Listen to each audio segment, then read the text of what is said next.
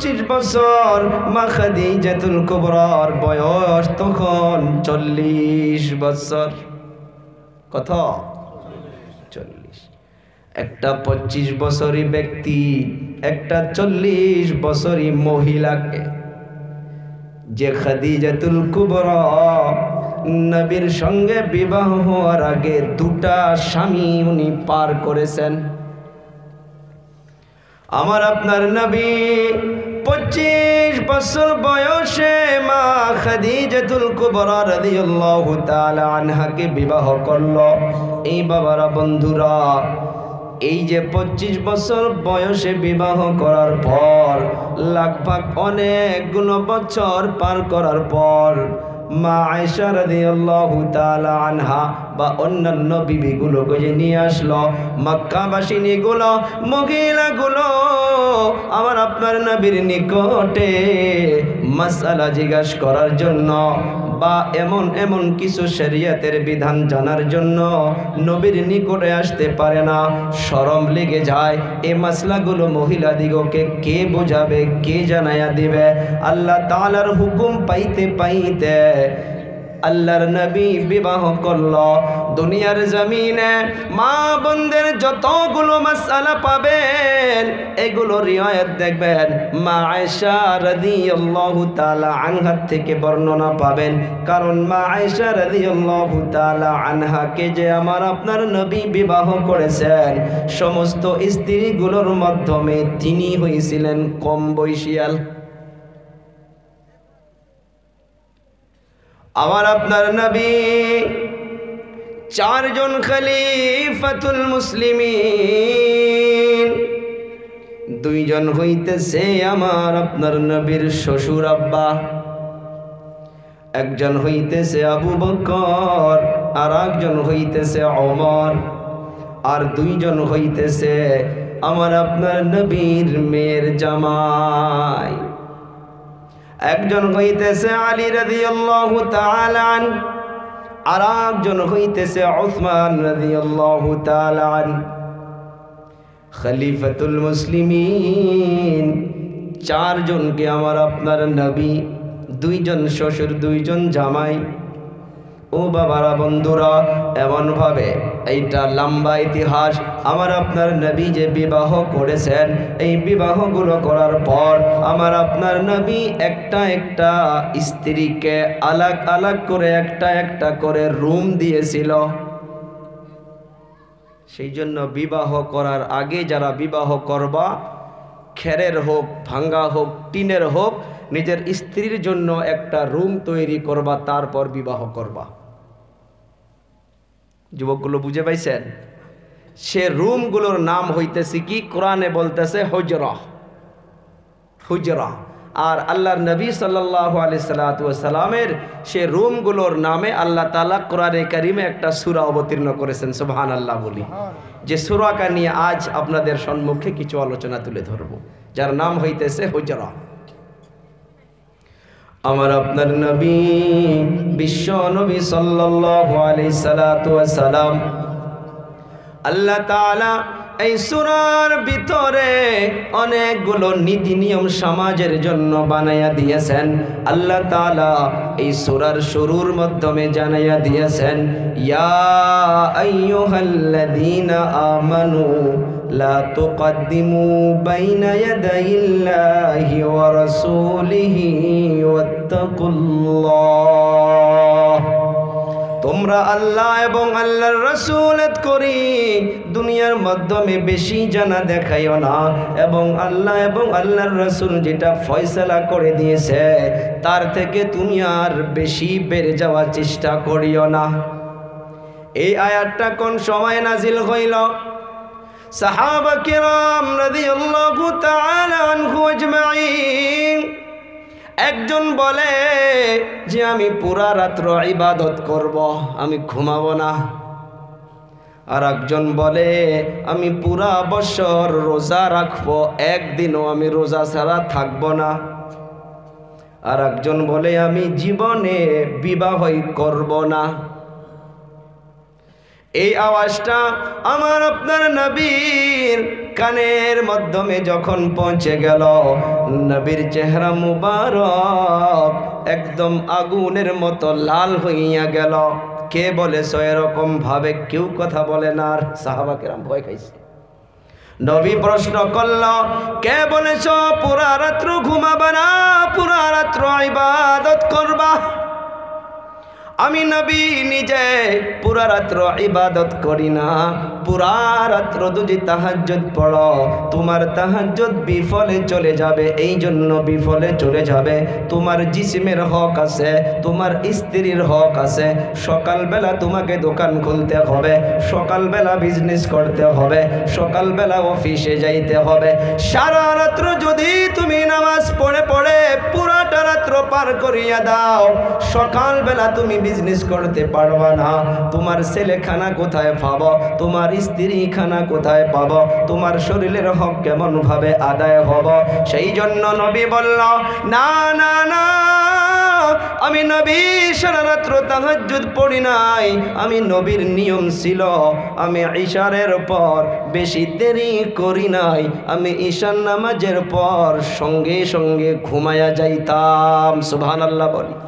Note করবা, আজ আমার আপনার ভিতরে সুগার, ডায়াবেটিস, অনেকগুলো বেমার সরে যাইতেছে। সুন্নত হইতেছে ইশারের আগে খানা খেয়ে নাও। 7টা, 6:30, যেমনভাবে ইশারের রাত, তো আজকের তারিখে রাত লম্বা, রাত্রের খানা জলদি খেয়ে নাও। খানা খাওয়ার পরে অল্প হাঁটাহাঁটি করো বা ঈশান নামাজ পড়ো, তোমার খানাটা কিছু হজম হয়ে যাবে। তারপর ঈশান নামাজ পড়ে তুমি জলদি শুয়ে যাও, জলদি ঘুমায়া পড়ো, জলদি ঘুমায়া যাও।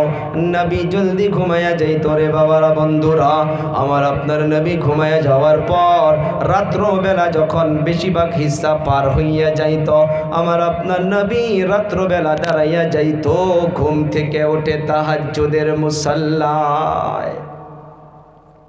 তাহলে নবী ঘুমালো না নাই? ইবাদত করলো না নাই? সাহাবা কেরাম বলল, পুরা রাত্র ঘুমাবো না, আমি তাহাজ্জুদ পড়ব। নবী বলল, না না না, আমি নবী তো সারা রাত্র তাহাজ্জুদ পড়ি নাই, আমি ইশারের নামাজের পর ঘুমায়া পড়ছি, তারপর 2-3 ঘন্টা তাহাজ্জুদ পড়েছি। তাহাজ্জুদ পড়ার পর আমি ফজরের নামাজের আগে আরো অল্প সময় এমনি ঘুমায়া যাইতাম।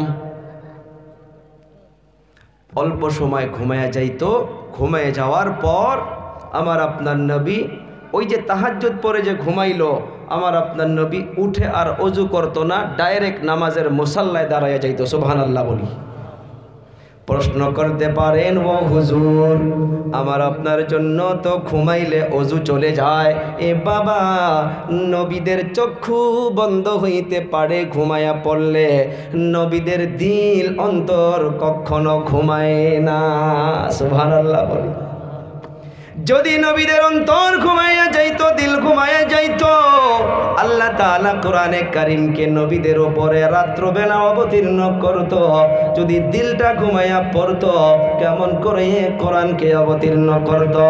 তাই দুনিয়ার মাধ্যমে তো আমরা কোরআনে কারীমেও বলি যে নবী তো আমার আপনার মতো মানুষ, কিন্তু না না না, নবী আমার আপনার মতো মানুষ হইলে কি হবে? হাতটা আমার মতো, চোখটা আমার মতো, হাতের পাওয়ার আমার মতো নয়, চোখটা আমার মতো, চোখের পাওয়ার আমার মতো নয়। আমি আপনি ঘুমায়া পড়লে সব কিছুই বিক্রি করে ঘুমায়া পড়ি, নবীর চক্ষু দুটা বন্ধ হইয়া যায়, নবীর অন্তর কখনো ঘুমায় না। হ্যাঁ, নবী আমার আপনার মতো বাজারে চলতো ফিরতো, বেচা কিনা করতো, বাজার করতো, লেকিন নবীদের মর্যাদা তো আলাদা না। নবী পাক তাহাজ্জুদ পরে ঘুমায়া উঠে ডাইরেক্ট মুসাল্লায় দাঁড়ায় যেত। সাহাবা কেরামদেরকে বলতেছে, ও আমার সাহাবীরা রে, আমার থেকে বেশি তাকওয়াওয়ালা তোমরা নও। আমি যদি পুরা রাত্র যদি তাহাজ্জুদ না পড়ি, আমি ইশার পর জলদি ঘুমায়া যাই, তারপর উঠে আমি তাহাজ্জুদ পড়ি, আবার অল্প ঘুমাই। ওলি জাসাদুকা আলাইকা হাক্কুন, তোমার যেটা বডি, তোমার জিসিমটা, তোমার উপরে জিসিমের হক আছে। আর একজনকে বলতেছে, এ আমার সাহাবী, যে বলতেছ তুমি পুরা বৎসর রোজা রাখবা, না রে বাবা না, শোনো আমি নবী সপ্তাহে 2 দিন করে রোজা রাখি, সোমবার আরো বৃহস্পতিবার। রবিবারে রাত্র সেহরি খাইতো, সোমবারে রোজা রাখতো, আবার বুধবারে রাত্র সেহরি খাইতো, বৃহস্পতিবারে দিনে রোজা রাখতো। নবী পাক সাল্লাল্লাহু আলাইহি সাল্লাতু ওয়াস সালাম এই সুন্নতটা, এই যে বর্তমান রাত অনেক লম্বা, দিন ছোট, এই সময় এই সুন্নতটা আমরা জিন্দা করতে পারি। আমার ওখানে আলহামদুলিল্লাহ প্রত্যেক সোমবার বৃহস্পতিবার বড় বড় যেগুলো বাচ্চা মাদ্রাসার আলহামদুলিল্লাহ নিজাম শুরু হয়ে গেছে, রোজা রাখা লাগে, সোমবার রাখো, বৃহস্পতিবার রাখো, একটা সুন্নত জিন্দা হইল, নফল ইবাদত হইল। আজকের তারিখে আর কি বলবো, আমার আপনার হাত থেকে নফল ইবাদত খতম হয়ে যাইতেছে। আওয়াজ উঠতেছে, কয় আসরের সুন্নত না পড়লেও হয়, ইশারের পর নফল না পড়লেও হয়, পড়লে যে সওয়াব হয় সেটা কে বাদ দাও ভাই। শাকসবজি দিয়ে ভাত খাইলেও হয়, বাজারে আবার যদি একটা ইলিশ মাছ বড় বাড়ায় 1 সেকেন্ডে শেষ হয়ে যায়, মানুষ ভাগই পায় না। ওই সময় তো বলি না যে ইলিশটা না কিনলেও তো চলে। দুনিয়ার মজাটা বুঝলাম, মানুষ আখেরাতের মজাটা বুঝলাম না। আমার আপনার নবী বলতেছে, ও সাহাবী, পারলে সপ্তাহে 2টা করে রোজা রাখো, আর যদি এইটাও যদি অপছন্দ হয়, দাউদ নবীর মতো রোজা রাখো, একদিন খাও একদিন রোজা রাখো। নেই তো মাসের মাধ্যমে 2টা করে রোজা রাখো, তথাপি পুরা বছর রোজা রাখলে তোমার রোজা কোনো কবুল হবে না। তোমার শরীরের হক আছে, তুমি সারা বছর কেন রোজা রাখো? সূরা হুজরাতের প্রথম আয়াতে আল্লাহ তাআলা জানাইলেন, ইয়া আইয়ুহাল্লাযীনা আমানু লা তুকদ্দিমু বাইনা ইয়াদাইল্লাহি ওয়া রাসূলিহি ওয়াত্তাকুল্লাহ। খবরদার, আল্লাহ এবং আল্লাহর রাসূলের করি তোমরা আগে বেড়ে যাওয়ার চেষ্টা করো না, অর্থাৎ বেশি তোমরা বেড়ে যাইও না। ও বাবারা, বন্ধুরা, নবী আমার সাল্লাল্লাহু আলাইহি সাল্লাতু ওয়াস সালাম বলে দিল, এমন ভাবে রোজা রাখো। একজন সাহাবী বলল, আমি সারা জীবন বিবাহ করব না। নবী আমার বলল, শুনে নাও শুনে নাও, আমি নবী নিজে বিবাহ করেছি। একটা নয়, 2টা নয়, এক রিওয়ায়াতে আছে 11টা, আর এক রিওয়ায়াতে পাবেন 9টা, আর এক রিওয়ায়াতে পাবেন 13টা। 2টা ছিল, সেটা স্ত্রী ছিল না, অন্য ধরনের 2জন ছিল। কি কি নাম ছিল? নামটা দিয়ে আনে নাই। হ্যাঁ, মারিয়া কিপ্তিয়া ছিল একজন, আর একজনের নামটা আমারও খেয়াল নাই। তাহলে এট এ টাইম এক রিওয়ায়াতে পাওয়া গেছে 13টা। সাহাবা কেরামদেরকে বুঝাইছে যে তোমাকে কে পাওয়ার দিল যে তুমি সারা জীবন বিবাহই করবা না? আমি নবী নিজে বিবাহ করেছি, আর আমি প্রত্যেকটা বিবির জন্য আলাদা আলাদা করে রুম রাখছি, আলাদা আলাদা করে কামরা রাখছি।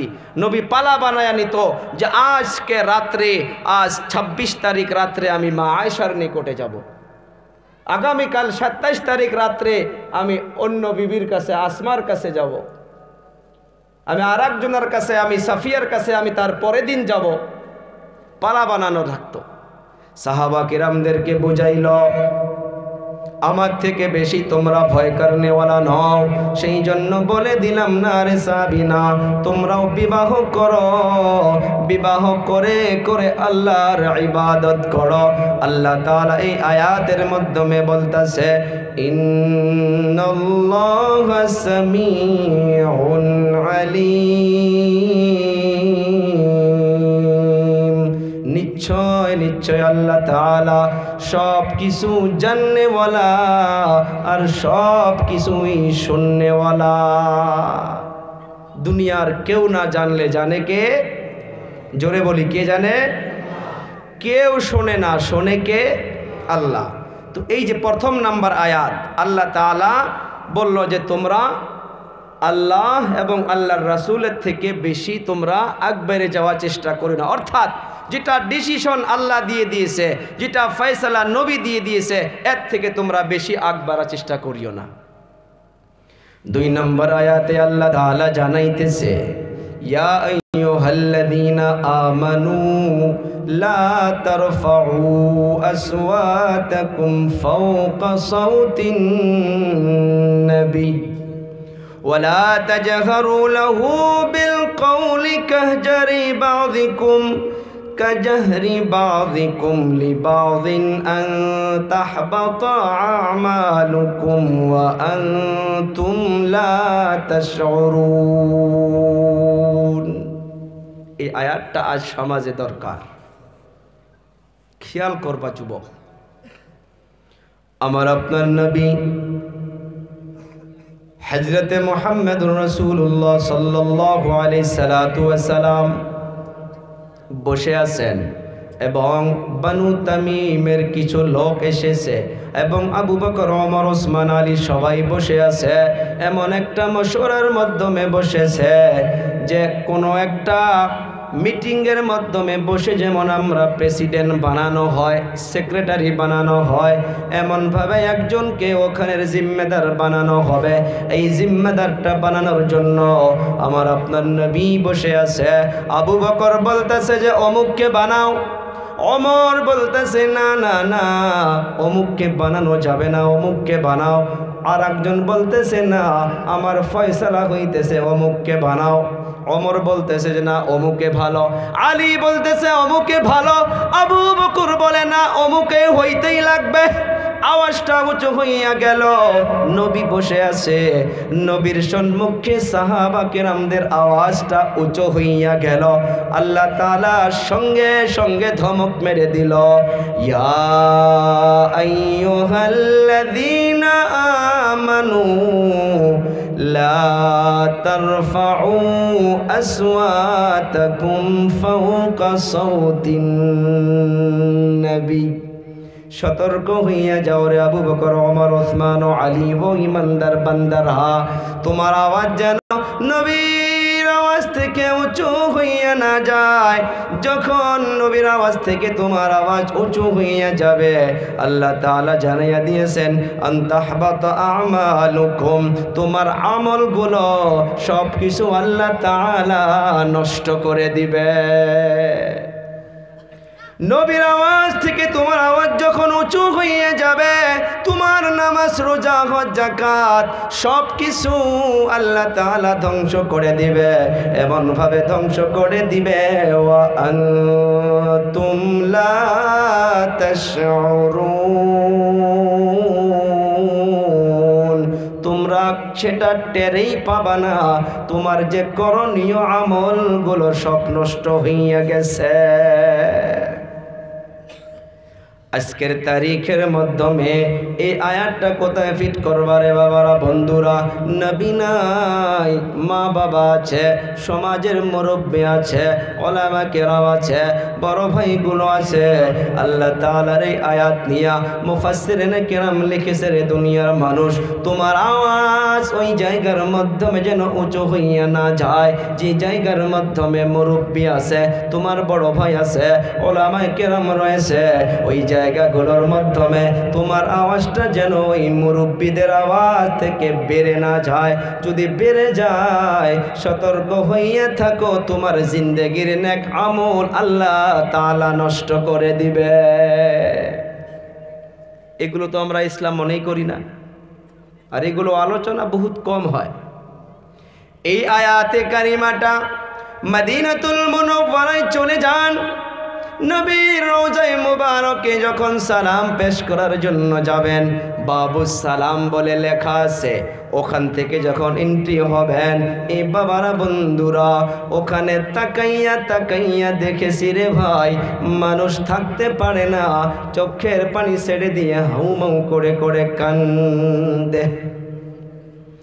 নবীর রওজা মুবারকের উপরে এই আয়াতটা লেখা আছে, ও ইমানদার বান্দাগণ, যাদের ভিতরে ঈমানি পাওয়ার রয়েছে তারা এখানে আসার পর যে নবীর কথা আজীবন শুনে থাকলো, যে নবী মুসলমানের জন্য, ঈমানের জন্য, এই উম্মতের জন্য কত কষ্ট করে করে চলে গিয়েছে, ওই নবী নাকি এই জায়গার মাধ্যমে ঘুমায় আছে।